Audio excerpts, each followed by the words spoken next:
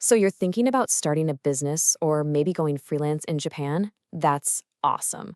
It's a really exciting idea, but let's be honest, the path to get there can look incredibly complicated. In this explainer, we're going to slice right through all that confusion. Our goal is to give you a clear, practical roadmap to get started. The right way, the legal way. We're going to break down exactly what you need to do step by step. Yeah, does this sound familiar? This is the thought that stops so many amazing ideas right in their tracks. You start thinking about the bureaucracy, the language, the taxes, and suddenly it all feels like this massive, impossible mountain to climb.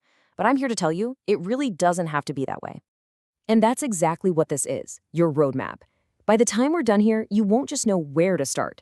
You'll get the whole sequence of decisions you need to make. You'll have a clear strategy to move forward with some real confidence. Okay, so before we jump into the how-to, let's spend a minute on the why. Why is Japan becoming such a hotspot for foreigners to launch their own businesses? What's so cool about this is the combination of factors, right? First, you've got this super safe environment and top-notch infrastructure, which gives you a really stable foundation to build on. Then, you've got this incredible global trust in anything that's made in Japan. That gives your business an instant credibility boost. Now, add in some pretty favorable exchange rates and systems that are actually designed to help small businesses get off the ground. And, well, you've got a really powerful recipe for success. All right, let's get into what is, without a single doubt, the most critical piece of this entire puzzle. Before you even dream up a business name, register a domain, or design a product, you absolutely have to clear this first gate. It's totally non-negotiable. I seriously cannot stress this enough. Your legal status in Japan, your visa, is the foundation for everything. It dictates what you can do and what you absolutely can't. If you get this part wrong, your business is over before it even has a chance to begin. So let me be crystal clear. Your visa comes first. Always, period. So this table pretty much lays it all out. If you're lucky enough to have a permanent resident or a spouse visa, you're golden. You've got zero work restrictions. For a lot of freelancers, a common path is the engineer or specialist and humanities visa, which can allow for self-employment. And if your dream is to build a full-on company from the ground up, the business manager visa is the one made specifically for you. But look at the bottom line here, because this is key. Student and tourist visas, they're almost always a no-go for running a business. Okay, so you've checked your visa and you're good to go. Awesome. Now you're facing your first major strategic decision. How are you actually going to structure this new venture of yours? And this is the fundamental choice you've got to make. Are you going to operate as an individual, what's called a sole proprietor, or are you going to go through the more formal and more expensive process of setting up a legal company? There is no single right answer here. It completely depends on your goals, your budget, and what kind of business you're building. Let's break this down, because the difference is huge. Look at the sole proprietor side. The cost is practically zero. You basically just file a single piece of paper at the tax office and you're in business. It's super fast, super easy. A company, on the other hand, well, that's a whole different ballgame. It requires a pretty significant upfront investment and a formal legal registration process. It's a much bigger commitment for sure, but it also comes with a lot more credibility. So let's say you've weighed the options and you're thinking, you know what? I need that credibility. I want to scale. So you decide the company route is for you. Great. But your decision-making isn't over just yet. In Japan, you've got another choice to make when you incorporate. This comparison is super useful. On one side, you have the GK, the Godo Kaisha.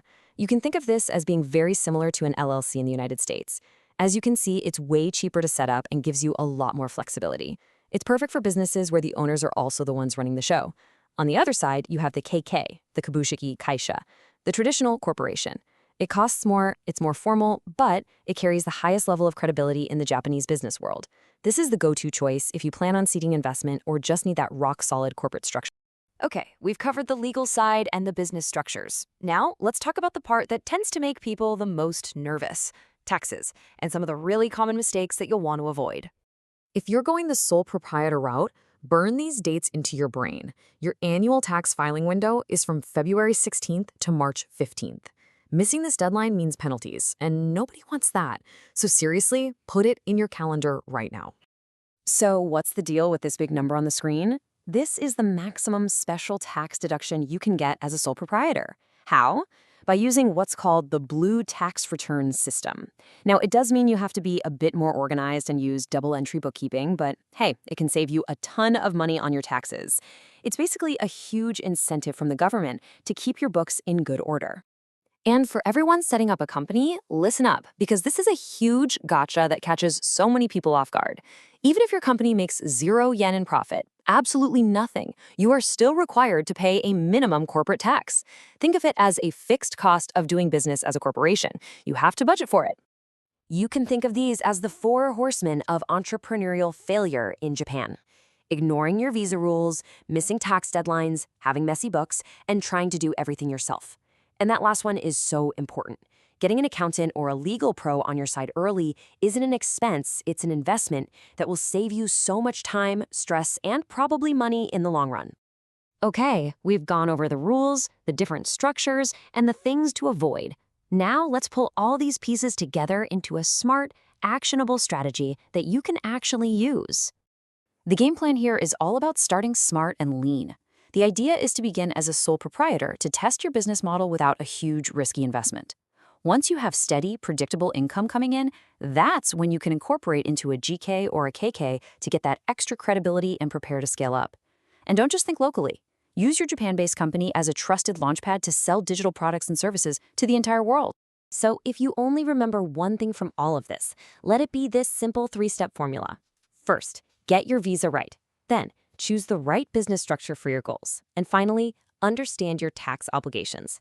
You master these 3 things in that exact order, and you are well on your way. You see, starting a business here isn't just about the Japanese market. It's about using the stability, the trust, and the unique advantages that Japan offers to build something that can reach a global audience. So the final question really is for you. Now that you have this roadmap, what are you going to build?